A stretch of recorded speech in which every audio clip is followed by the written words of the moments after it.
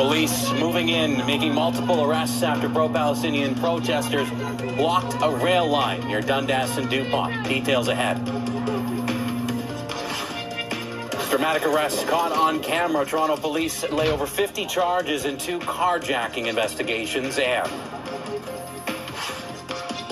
it is budget day. The Trudeau Liberals presenting their new spending plan in the midst of an affordability crisis. We have the main takeaways for you coming up.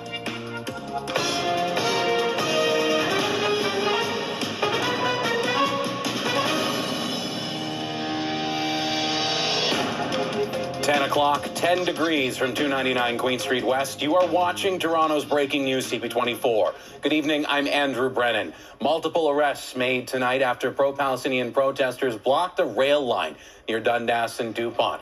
Officers moved in to clear the tracks after earlier warnings to the demonstrators. Police saying 4 people ultimately taken into custody. The protests beginning around 4 o'clock. Police taking action about 3.5 hours later and clearing the crossing. Organizers were calling for an arms embargo on Israel. Similar protests were held in Ottawa and British Columbia yesterday, along with a number of U.S. cities.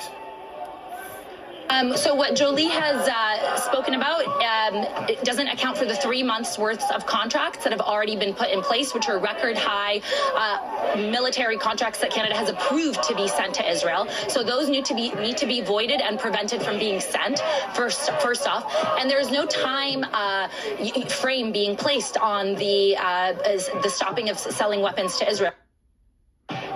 You're right. We've seen that the Canadian government, after facing enormous pressure, has been forced to make some concessions. They didn't want to commit to not approving future weapons permits. They've now done that, and they're hoping we won't notice that they approved a record-breaking amount of permits right before they said they would put a pause on new ones. We see that. We know that's happening, and we're not going to let that happen. We're blocking the flow of all weapons to and from Israel.